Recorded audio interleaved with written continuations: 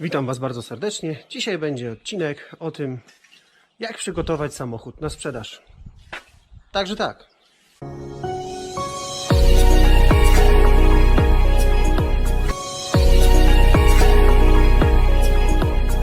Tu będzie dobrze? Tu będzie dobrze. Strasznie słońce mnie razi. Także tak, słuchajcie, jak już się zdecydujecie na sprzedaż samochodu, to do sprzedaży samochodu podejdźcie w ten sposób, jakbyście mieli kupić swój własny samochód. Ja robię to na takiej zasadzie, że szykuję samochód na sprzedaż tak, jakbym chciał go kupić. Prosta zasada. A przy okazji zawsze robię tak, żeby kupujący jeszcze był zaskoczony tym, co kupuje. I to Wam pokażę. Także lecimy. Także tak. Szykowanie samochodu do sprzedaży zaczynam zawsze od otwarcia wszystkich drzwi.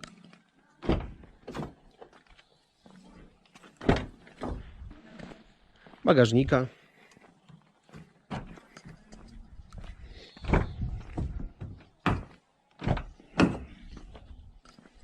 A następnie wyciągam wszystko, co jest w samochodzie. A pokażę Wam, że tych skrytek jest sporo. Zaczynamy, słuchajcie, od takich skrytek jak różnego rodzaju pojemniczki, podłokietniki,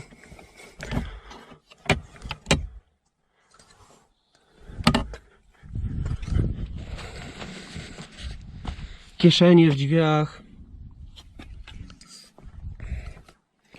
bagażnik i oczywiście najważniejszy schowek w samochodzie. Ja już sobie, słuchajcie, z grubsza to ogarnąłem, żeby nie zanudzać Was za długo, bo cenię Wasz czas, ale słuchajcie, coś Wam pokażę. Dobra, słuchajcie, jest światło i teraz tak, samochody, gdzie tam z tyłu są kratki wentylacyjne. Tutaj również, w podłodze. Tu tędy powietrze leci. W związku z tym, że tym autkiem również podróżują moje dzieci, dziecko zawsze ma jakieś zabawki. Czy to klocki Lego, czy jakieś małe elementy. Sprawdzam w samochodzie, zbieram wszystko, co zostało zostawione, razem z małymi elementami, które ewentualnie mogłyby wpaść do kanałów wentylacyjnych. Jest to bardzo istotne, ponieważ jeżeli ktoś od Was kupi samochód, a powiedzmy będzie jeździł w góry, na narty, tak jak ja, i później ta wentylacja nie będzie mu działała przez jakieś zabawki, które tam wpadły lub śmieci. Także słuchajcie, najpierw robimy samochód zupełnie pusty. Wszystkie skrytki, które macie w samochodzie, opróżniamy. Sprawdzamy wszystkie przestrzenie pod fotelami oraz kanały wentylacyjne. Dla przyszłego kupującego jest to bardzo istotne. Tak, dla przykładu coś Wam pokażę. Tutaj mam podłokietnik i tutaj znalazłem ludziki klocków Lego. W przestrzeniach między pasami również były klocki. Także zwracajcie na to uwagę, aby pozbierać wszystkie zabawki swoich dzieci. Kolejnym elementem, jaki robię, to jest wyprostowanie pasów na drugim rzędzie siedzeń po fotelikach dziecięcych. Nie miałem fotelika tutaj jest system Isofix, ale miałem foteliki zwykłe i musiałem je przypinać pasami. Więc dobrze jest taki pas po prostu zostawić na noc. Ja to zrobiłem wczoraj, żeby on się rozprostował. Będzie o wiele ładniej wyglądał. Następnie ocenimy sobie stan tapicerki. I słuchajcie, sprawdzamy, czy tapicerka nie ma jakichś plam. Ja akurat miałem zabezpieczone pod spodem, pod fotelikiem, dodatkowym materiałem, ale jak widzicie, są jakieś takie drobne przebarwienia. Tutaj na przykład rozlała się woda gazowana. Zaraz się tym zajmiemy. Następnie ocenimy sobie fotel kierowcy. Jak widzicie, tak Wam przysłonię. Fotel jest praktycznie jak nowy. Tutaj oczywiście od jeansów lekko przetarte, a samochód ma 73 000, więc już widać, że jest użytkowany. Przejdziemy sobie teraz na drugą stronę, aby sprawdzić fotel pasażera. To sobie przymkniemy. I słuchajcie, fotel pasażera również, oparcie, wszystko wygląda jak nowe, ale z tej prawej strony, jak widzicie, trzeba troszeczkę to podczyścić. Teraz Wam pokażę, czym ja czyszczę samochód przed sprzedażą. Także tak. Słuchajcie, tutaj nie będzie żadnego lokowania produktów. Ja po prostu takie produkty używam do czyszczenia samochodu. A więc, słuchajcie, posłużę się pastą do polerowania po umyciu blachy samochodu. Chusteczki nawilżone do kokpitów plastikowych. Środek do czyszczenia felg aluminiowych. I środek do czyszczenia tapicerki. Poza takimi, że tak powiem, specjalistycznymi preparatami używam również zwykły płyn do mycia szyb z alkoholem i amoniakiem do odkażenia całego samochodu. No jest strefa koronawirusa, lepiej, że tak powiem, wszystko to wyczyścić, zostawiać po sobie czysty sprzęt oraz chciałbym sam też kupić samochód wyczyszczony, więc zrobimy to. Do szyb samochodu użyję zwykły preparat do mycia szyb, a oczywiście przeciwsmugowy. Będę również potrzebował ręczników papierowych. Najlepiej 2 wersje. Oczywiście rozłożyłem dla Was stolik, żeby to wyglądało profesjonalnie. Także docencie to, dajcie łapkę w górę i puśćcie suba, jak jeszcze tego nie robicie. W ogóle jak to może być, że jeszcze nie puściłeś suba? Dawaj suba, bo będzie jeszcze wiele fajnych filmów. Także tak. Dobra, słuchajcie, przymknę sobie drzwi. Ciemno trochę. Dobra. Specjalnie usiadłem z tyłu, bo jeszcze nigdy z tyłu w tym samochodzie nie siedziałem. Nie, no jest fajnie. I tak, słuchajcie, jak już jestem z tyłu, to coś Wam pokażę. Teraz tak, jeśli chodzi o podsufitkę, tu jest jakaś plama od rączki. Tutaj jest plama od rączki. Użyjemy do tego samego środka, co do tapicerki. Dogram Wam coś jeszcze, bo ciekawostka. Mam w tych drzwiach taki przełącznik, żeby dzieci nie mogły z zewnątrz otworzyć samochodu. I teraz, słuchajcie, nie mogę wyjść, więc posłużę się drugą stroną.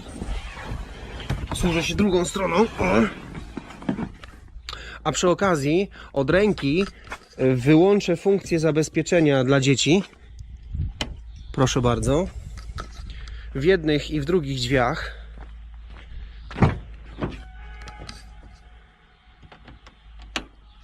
Żeby przyszły właściciel, który kupi samochód, a nie ma dzieci, żeby nie był zdziwiony, że nie otworzy drzwi od środka.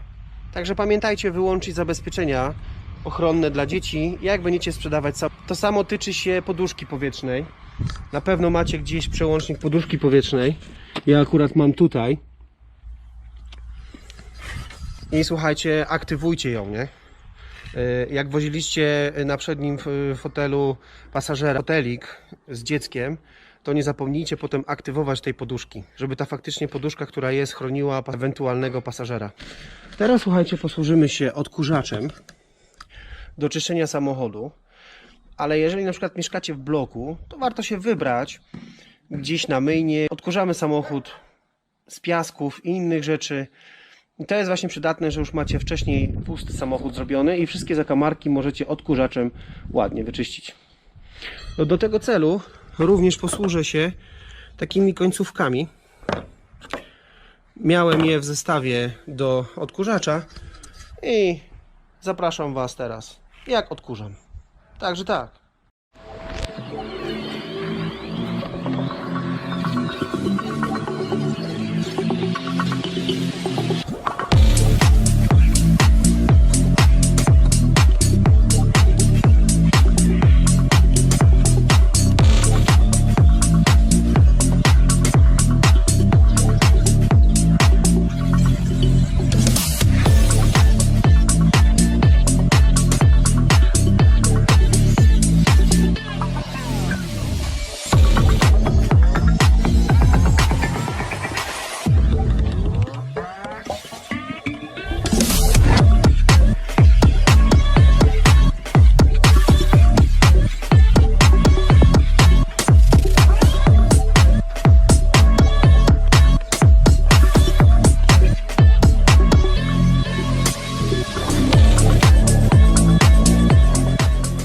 I teraz Wam pokażę kolejnego tipa.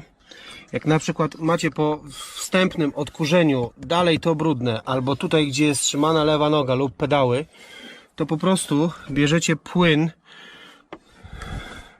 pryskacie sobie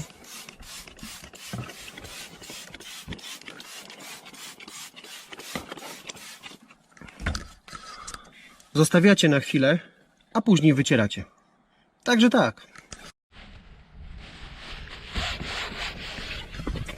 I teraz słuchajcie, taka mała drobna uwaga. Jak ja na przykład czyszczę i już zrobiłem spryskiwaczem, tak jak tutaj, teraz czekam aż to wszystko trochę się rozpuści, to słuchajcie, nie pryskam całego samochodu naraz, tylko zawsze robię jakiś fragment i od razu potem czyszczę, że to co mi się teraz rozpuści, żeby znowu nie zaschło. Także czyścimy fragmentami po kolei wszystkie detale samochodu.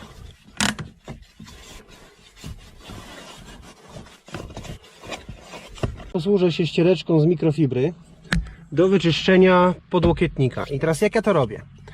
Biorę sobie, pryskam troszkę.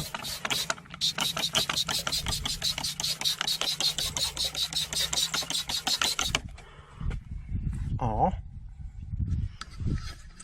Zostawiam teraz to tak na 5 minut, a później wycieram.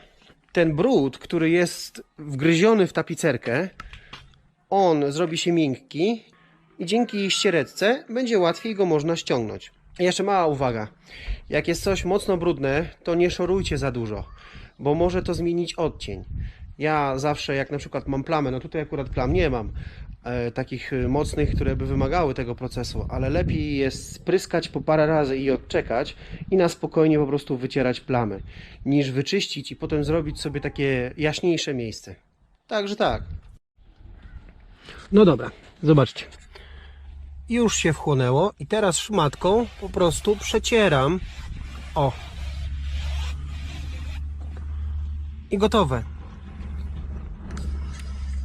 Słuchajcie, nie poleruję tego nie wiadomo ile, po prostu przecieram, żeby materiał zachował swoją strukturę. Tu jeszcze można troszkę poprawić. Dobra, słuchajcie, znalazłem jedną plamę. Plama jest w bagażniku. Teraz pokażę Wam, jak ją wyczyszczę. Płynem do tapicerki. Spryskam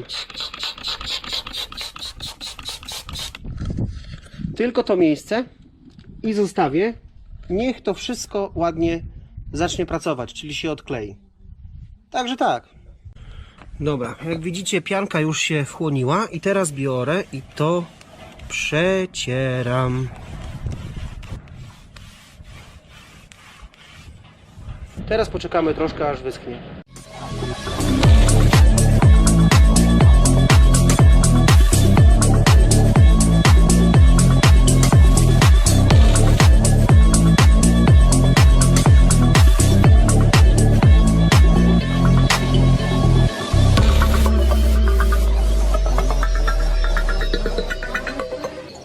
Jak widzicie, plama już zeszła. Muszę mówić trochę głośniej, bo kosiarka chodzi, sąsiada, ale spoko. Plama zeszła i teraz już wracam z tym do bagażnika. Mówiłem, że zawsze daję coś od siebie więcej niż normalnie można.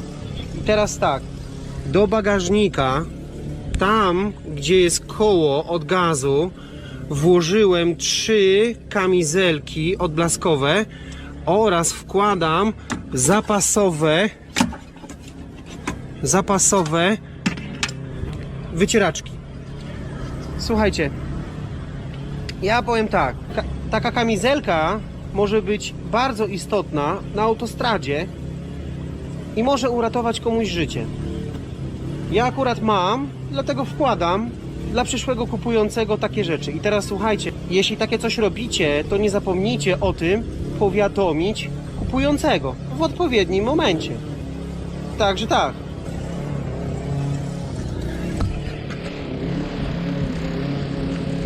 Ja już teraz zamykam bagażnik. Proszę bardzo. I słuchajcie, zawsze jeden element robię od początku do końca. Co my z takim bagażnikiem jeszcze możemy zrobić? Oczywiście, jak widzicie, plastiki nie są za bardzo zniszczone. No nie woziłem tutaj nie wiadomo czego, ale możemy sobie spryskać plakiem. I teraz Wam coś pokażę. Słuchajcie, w związku z tym, że ludzie kupują z wzrokiem, pryskamy sobie troszkę plakiem. Teraz Wam powiem tak, jak już macie plastiki spryskane plakiem, choć nie jestem zwolennikiem pryskania plastiku w środku w samochodzie, ale w bagażniku możemy sobie na to pozwolić, żeby po prostu efekt był bardziej wizualny, to zawsze pamiętajcie, żeby tego plaka przetrzeć.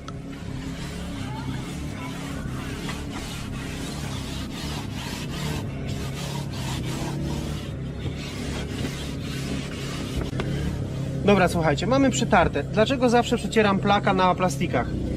Nie zostawiajcie tylko plaka, żeby się świeciło i ładnie wyglądało. Wytrzyjcie to. Ten plak, który został przez Was nałożony, on w bardzo szybkim czasie przyciągnie kurz i jeszcze będzie wszystko bardziej brudne. A chodzi o to, żeby było czysto i przyjemnie, prawda? Także tak. Kolejną rzeczą, którą wykonałem dla przyszłego kupującego, jest konserwacja wszystkich uszczelek w drzwiach. Jest teraz wysmarowane. O, widzicie?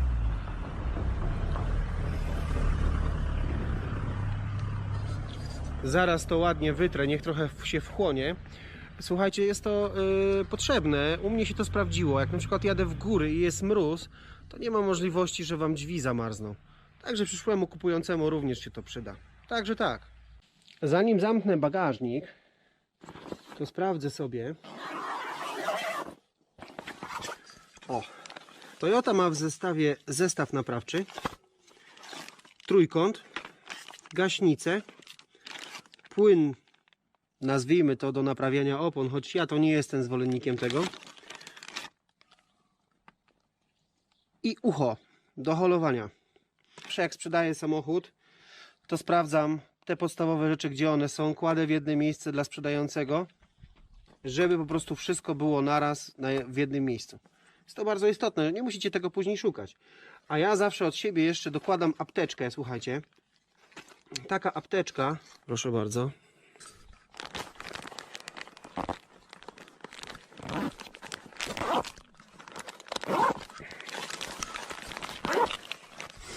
Słuchajcie, taka apteczka nie jest obowiązkowa, ale ja zawsze dorzucam to od siebie.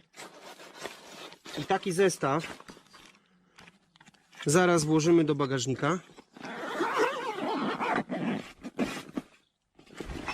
Proszę bardzo.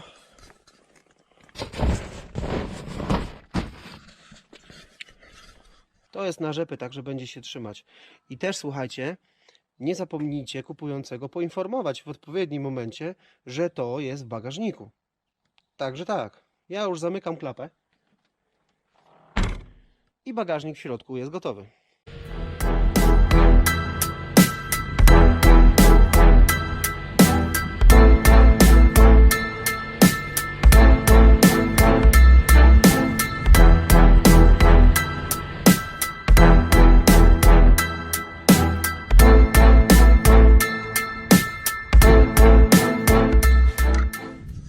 Witam Was w kolejnym dniu. Nie sądziłem, że nagrywanie tego materiału zajmie mi aż 3 dni. Także zróbcie sobie popcorn, bo nie będę go dzielił. Jedziemy dalej.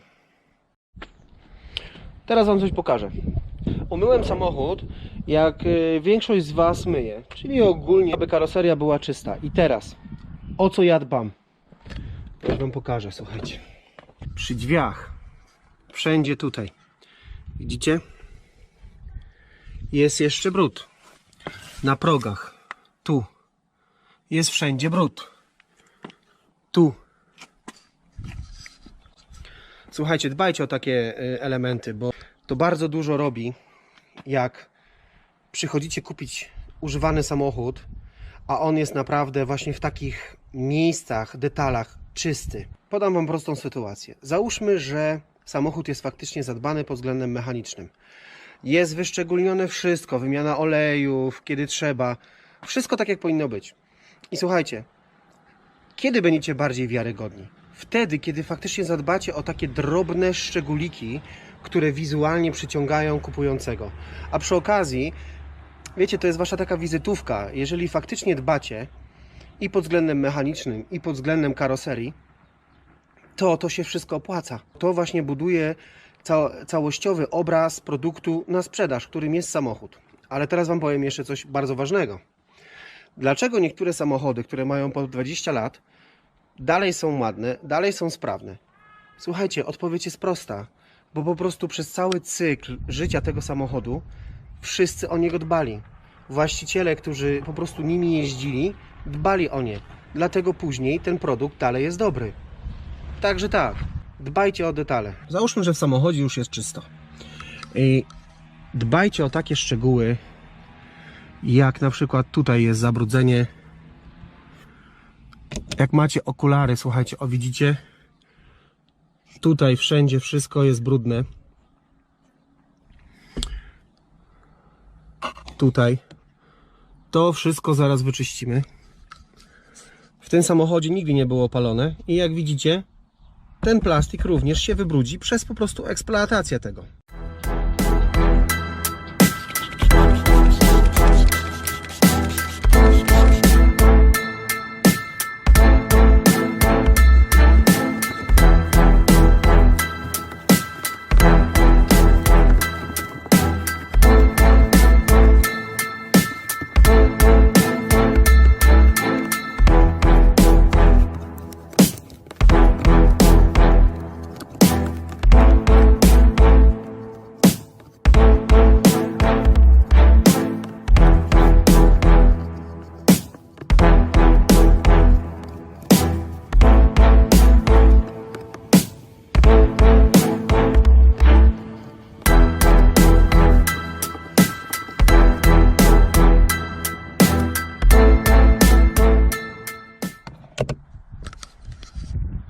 Także tak, i jest gotowe.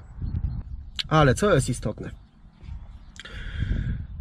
Kiedy zadajecie sobie pytanie, czy macie dobrze wyczyszczone auto, czy to już jest ten odpowiedni moment? Powiem Wam, że jak już jest Wam głupio wejść do własnego samochodu, żeby nie nabrudzić i stosujecie ręcznik, to jest odpowiedni moment, że jesteście blisko tego, że samochód faktycznie będzie czysty. Także tak. A teraz zajmiemy się sufitem. Słuchajcie, przymknę sobie drzwi, bo troszeczkę wiatr wieje. Będzie wygodniej. Także lecimy.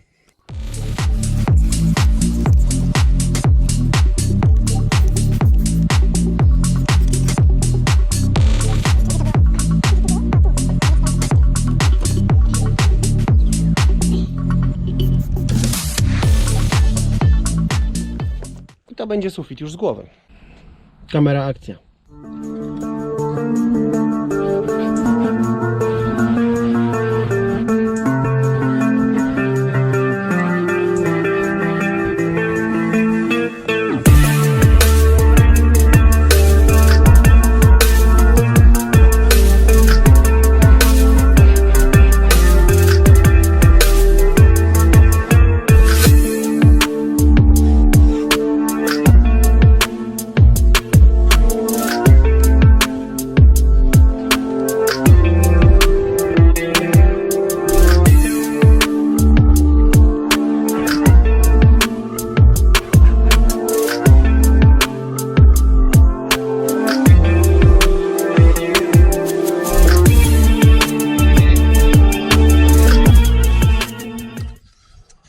I zostawimy do wyschnięcia. I gotowe. Dobra, słuchajcie, zaczęło wiać. Te drugie drzwi chyba sobie też przymknę. Jeszcze z tej strony ich nie zamykałem. Można, dobra. I teraz słuchajcie. Bardzo ważna rzecz. Powiedzmy, że sprzedajesz samochód i masz jakieś wady. I powiem Wam tak, co ja zawsze robię. Usuwam wszystkie wady. Jeszcze nigdy nie sprzedałem samochodu z jakąś ukrytą wadą. To jest bez sensu. To zawsze wyjdzie. A dwa, jeżeli macie jakąś wadę, a miałem taką w przypadku Golfa 6, jak sprzedawałem, przyjechał klient, miałem odpicowany samochód, wyjechaliśmy z garażu i tarcze hamulcowe biły na kierownicy. Słuchajcie, mimo tego, że miałem nowe tarcze, nowe klocki, to pamiętam, jak jechałem na obwodnicy i był deszcz. I prawdopodobnie za mocno przyhamowałem i ta tarcza się wykrzywiła. I słuchajcie, pojechaliśmy do mechanika. Mechanik wycenił, ile mniej więcej taka usługa kosztuje razem z wymianą i o tyle klientowi opuściłem z ceny. I jeszcze wpisaliśmy to na umowie, żeby on również tą niższą cenę mógł udowodnić przed Urzędem Skarbowym. Także teraz Wam coś powiem z Toyotą. Ja tą Toyotę kupiłem roczną, z salonu. W Waszym interesie jest, jak kupujecie taki samochód, dowiedzieć się całą historię. Ja tutaj akurat mogę podziękować Toyota Rumia za cudowną współpracę, bo jak kupiłem, to dopiero po jakimś czasie chciałem zdjęcia i całą historię. Wszystko dostałem. Słuchajcie, wszystko dostałem, nie było z tym najmniejszego problemu. Samochód miał lekką stłuczkę, a właściwie zadrapanie z przodu. Tu Wam wkleję zdjęcie. Jak widzicie, cała operacja została tak naprawiona w warsztacie profesjonalnym, że praktycznie nic nie było malowane. I tego, słuchajcie, się nie bójcie.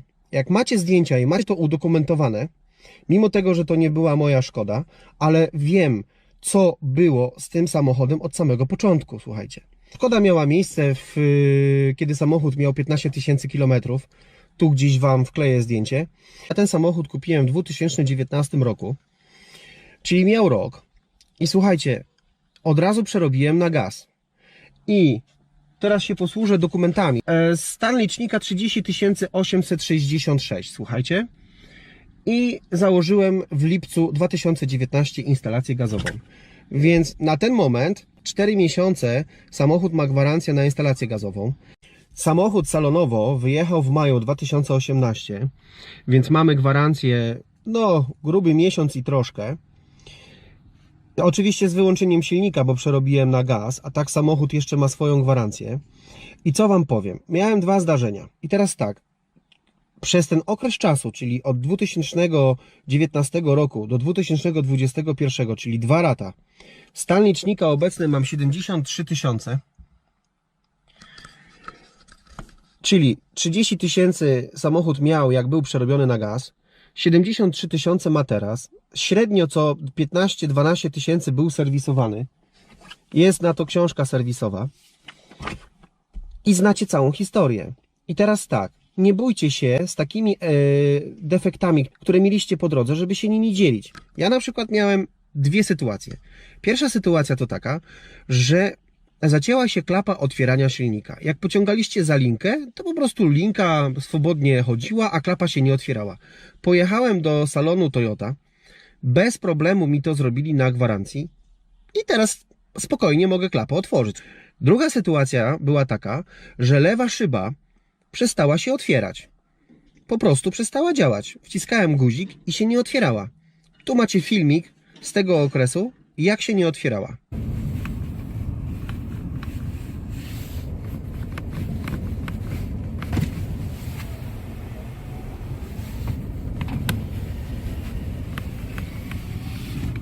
Nie otwiera się szyba lewa. Także widzicie, się nie otwierała. Pojechałem do salonu, bo już wiedziałem, że chcę sprzedać samochód i usunąłem tą usterkę. Ona się raz otwierała, raz się nie otwierała. I żeby mieć spokój wewnętrzny, że sprzedaję dobry produkt, pojechałem do salonu w Toyocie. Poświęciłem swój czas. Oczywiście dojazd, plus samo umówienie wizyty. No wiecie, cała procedura. Załatwili to w ciągu 1,5–2 godzin. Na gwarancji. Szyba się otwiera, nie ma z tym najmniejszego problemu. Że szyba działa. Chodziło o ten guzik.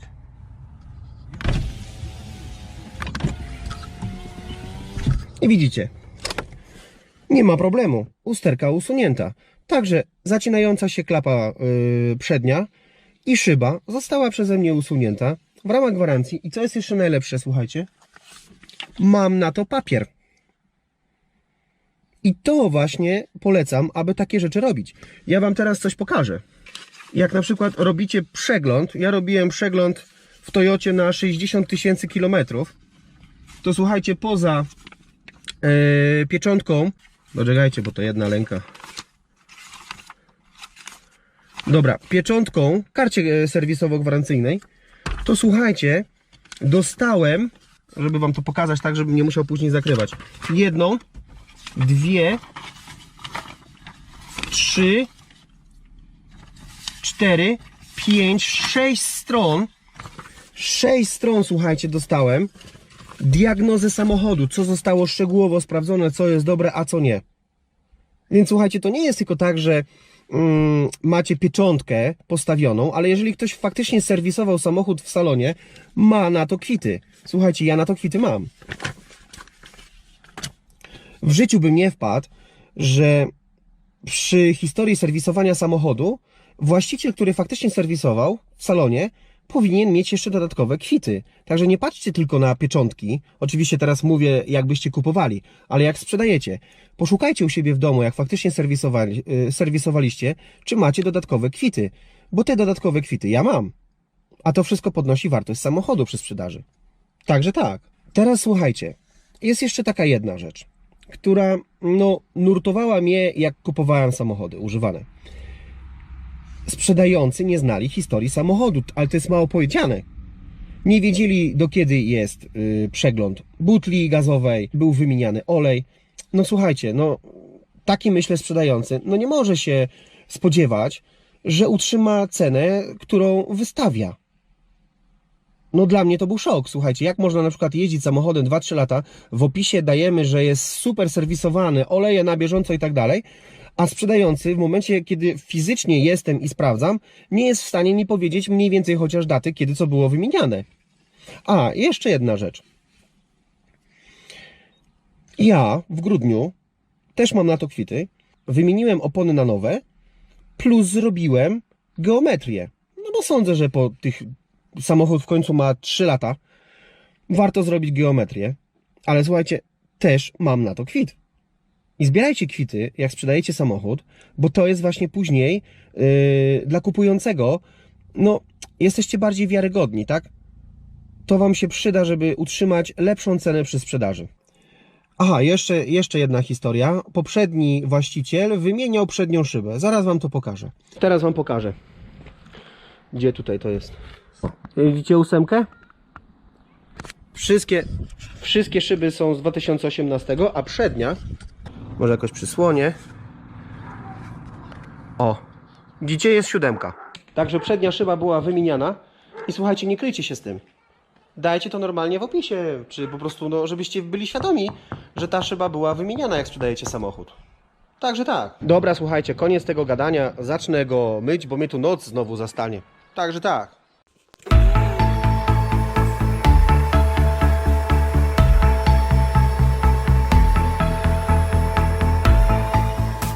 Teraz słuchajcie, co ja robię z felgami. Pryszczemy sobie felgi preparacikiem.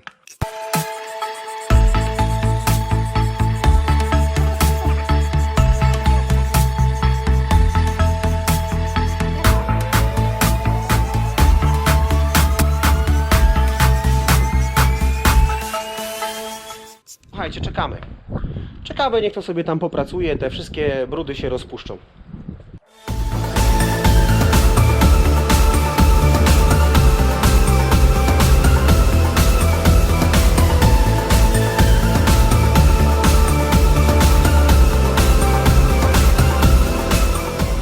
Jak widzicie, efekt już po pierwszym razie jest całkiem zadowalający. Oczywiście powtórzę sobie to jeszcze parę razy i zastosuję również gąbeczkę. Także tak.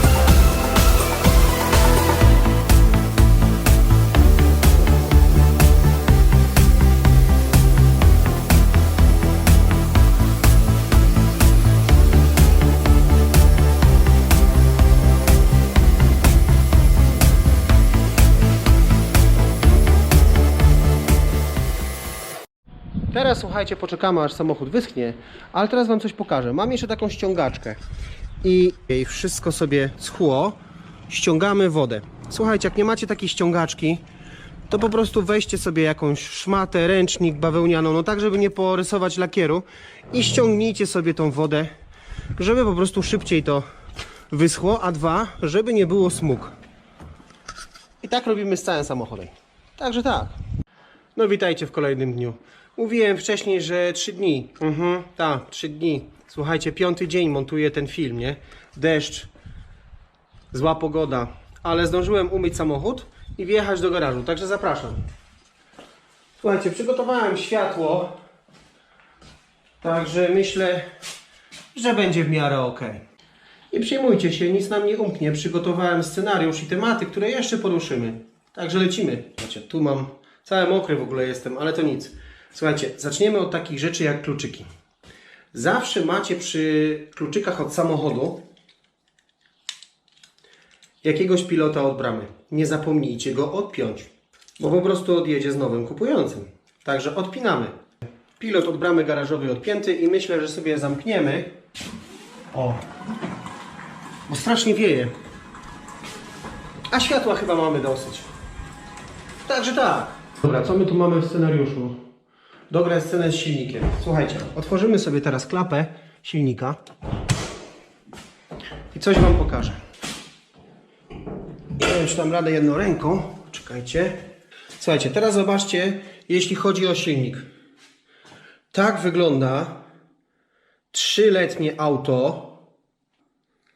Jedynie co czyszczę, to od czasu do czasu przecieram szmatką pokrywę silnika, bezpieczniki i troszkę akumulator. A tak, słuchajcie, nic nie było czyszczone. Widzicie? Oczywiście sprawdzam sobie, tak jak tutaj. Wyciągam igły. Sprawdzam pozostałe, czy nie ma gdzieś jakichś liści. I słuchajcie, nic więcej z tym nie robię. Nie myjcie silnika. Nawet jak macie jakieś wycieki czy coś, to dla kupującego będzie o wiele łatwiej później zlokalizować coś takiego. Także ja nie polecam mycia silnika, bo sam nie myję. Dobra, słuchajcie, jakoś tutaj przypnę troszkę światła. Działa? Działa. Teraz słuchajcie, sprawdzimy sobie poziom oleju. Ja ogólnie rzecz biorąc w Toyocie w ogóle nie sprawdzam poziomu oleju. No bo ona nie bierze oleju. Ale sprawdzimy sobie poziom oleju. Oczywiście jedną ręką. Jak widzicie,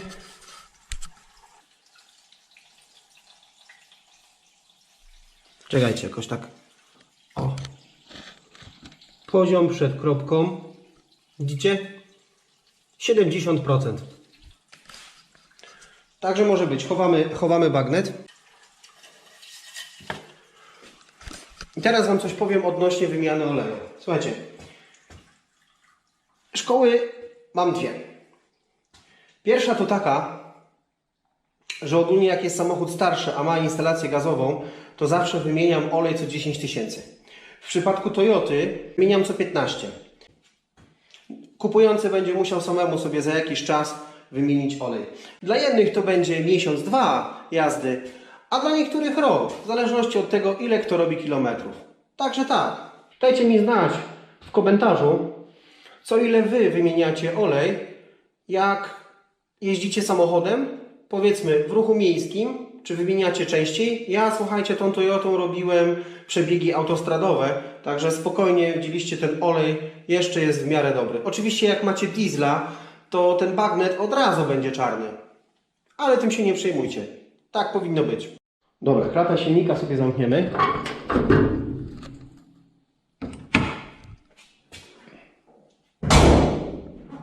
Jest zamknięta. Słuchajcie, to powinienem wam dograć na początku, ale dogram teraz. Jak zaczynacie czyścić samochód, a wiadomo, że zejdzie sporo czasu z tym, zawsze jak wchodzicie do samochodu, ja teraz wejdę, akurat tego nie robiłem, bo potrzebowałem dużo światła i mam pełen naładowany akumulator. Wyłączajcie sobie wszystkie światła. O. Wszystkie możliwe w samochodzie pobory prądu, bo jak będzie... No teraz to już jest ciemno, to wam dogram tutaj. Bo jak będziecie sprzątać samochód przez dłuższy okres czasu, możecie rozładować akumulator. Także pamiętajcie o tym. Także tak. Teraz przesuniemy sobie trochę światło. O. Coś wam pokażę. Teraz nałożymy wosk. Jak ja nakładam wosk? Jak zwykle jedną ręką nakładamy sobie ociupinkę. Jak widzicie, gąbka była zupełnie czysta i nawet po myciu samochodu, słuchajcie, już jest gąbka zużyta. I teraz co ja robię? Nakładam cienką warstwę na całą karoserię. Oczywiście tak robimy z całym samochodem.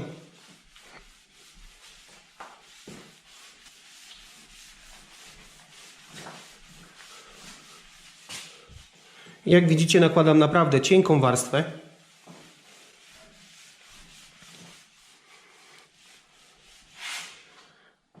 Teraz czekam jakieś 3 do 5 minut.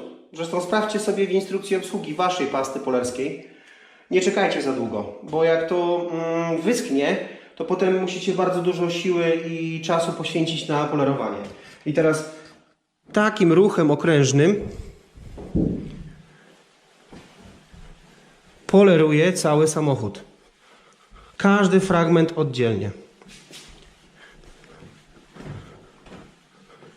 Oczywiście ja już wcześniej to wykonałem, więc efekt będę miał zdecydowanie lepszy. Jak macie jakieś rysy na masce, to po prostu proces powtarzacie kilka razy. Ja akurat rys nie mam na całym aucie, więc nie ma z tym problemu. Proszę bardzo.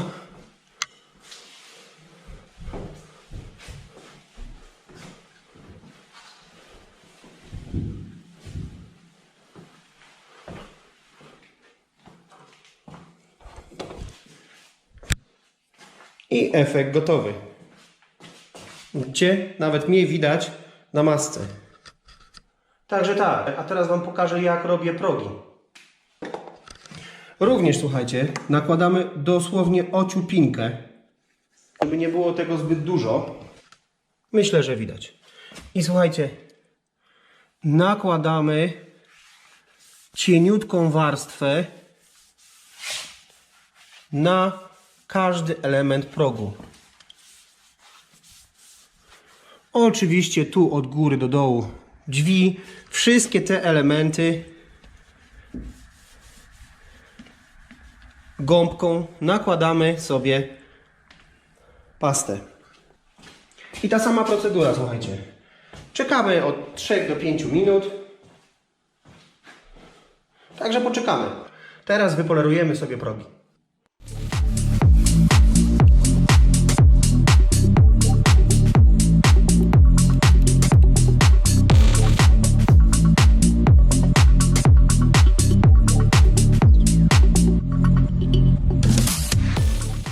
I tak robimy z każdym elementem. Słuchajcie, jak już są alufelgi umyte, tak jak tutaj,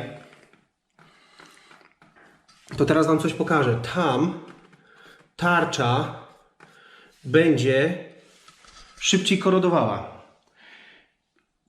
Jak na przykład tak jak ja, wjeżdżacie do garażu, to zanim wjedziecie do garażu, przejedźcie się kawałek do przodu, zahamujcie, pojedźcie do przodu, zahamujcie, żeby zetrzeć troszeczkę tą chemię, żeby tarcza znowu miała swój metal.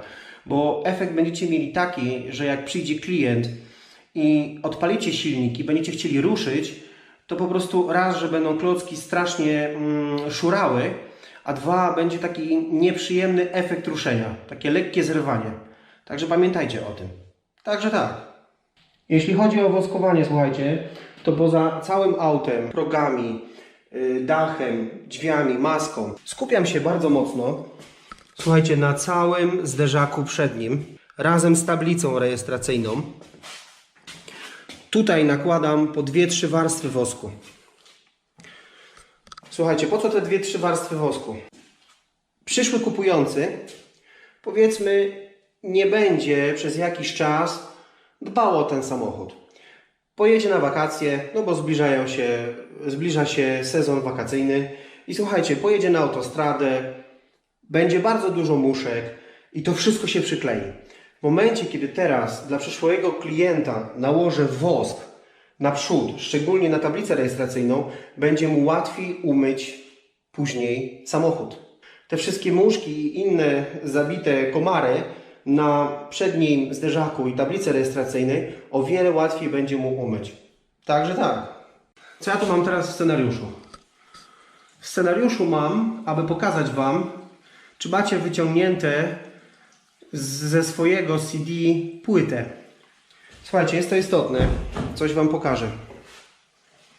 Dam sobie tylko troszkę więcej światła. O, może tak. Słuchajcie, teraz sprawdzimy. O, teraz sprawdzimy, czy mam płytę CD. Zobaczcie, płyta CD się działa w środku. Dobrze, że sprawdziłem. Dotyczy się to również wszystkich Waszych. Ja tutaj mam jeszcze USB, też wyciągnąłem. Ale możecie mieć wtyk do USB pod podłokietnikiem. Sprawdźcie sobie, czy wyciągnęliście swoje wszystkie pamięci masowe oraz niektóre samochody mają w radiach wbudowany twardy dysk i można zgrać pliki. Jeżeli powiedzmy nie ma tam jakichś plików, które Wam przeszkadzają i które byście chcieli, żeby przyszły kupujący otrzymał, to po prostu nie zapomnijcie tych plików usunąć.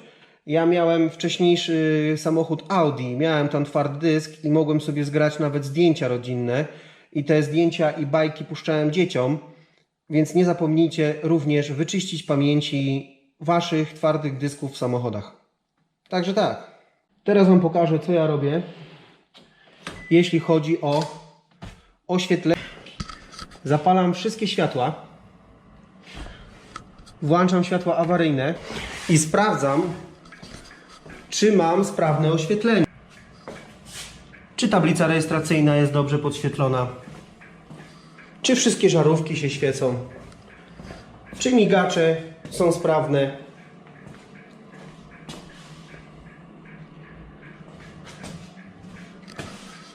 Jak widać, wszystkie żarówki sprawne. Test zaliczony. Słuchajcie, jest to istotne. Jeśli jakaś żarówka się przepali, a możecie ją w łatwy sposób wymienić, zróbcie to, żeby przyszły klient miał naprawdę sprawny samochód. Polecam. Także tak. Co do nakładania wosku, to ja później używałem rękawiczki, bo powiem Wam, że jak zrobiłem maskę przednią i drzwi, to po prostu miałem całe suche ręce. Także używałem gumowych rękawiczek i również polecam. Mam do Was prośbę. Wiadomo, że nie poruszyłem wszystkich tematów, które mogłyby Was interesować. Poruszyłem w tym filmie tematy, które po prostu wydawały mi się najbardziej istotne, aby porządnie przygotować samochód na sprzedaż. Jeżeli chcecie, żebym dograł coś jeszcze, dajcie komentarz i napiszcie mi, co byście chcieli jeszcze, abym poruszył. Możemy to zrobić przy Golfie. Także tak. Dobra, słuchajcie. Jaką mam jeszcze niespodziankę dla przyszłego kupującego? Kupiłem sobie oryginalne dywaniki w salonie Toyota i te dywaniki dam do samochodu dla kupującego. Raz, że będzie miał nowe dywaniki, a dwa, te dywaniki nadadzą w samochodzie taki zapach nowego samochodu. Także tak.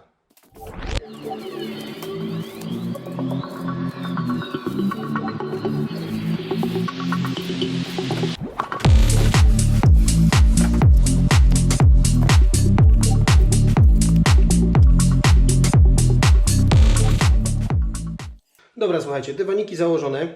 W związku z tym, że zrobiła się ładna pogoda, wyjadę teraz autem, pokażę Wam, co robię zupełnie na koniec i zrobimy zdjęcia. Także tak. Zupełnie na koniec używam ściereczek zamiast plaka do przetarcia wszystkich plastików.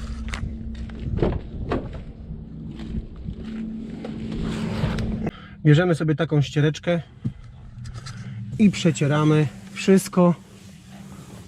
wszystkie plastiki tą właśnie ściereczką. Ona ma taki przyjemny, lekko pomarańczowo odświeżający zapach. Także właśnie tak kończę przygotowanie samochodu.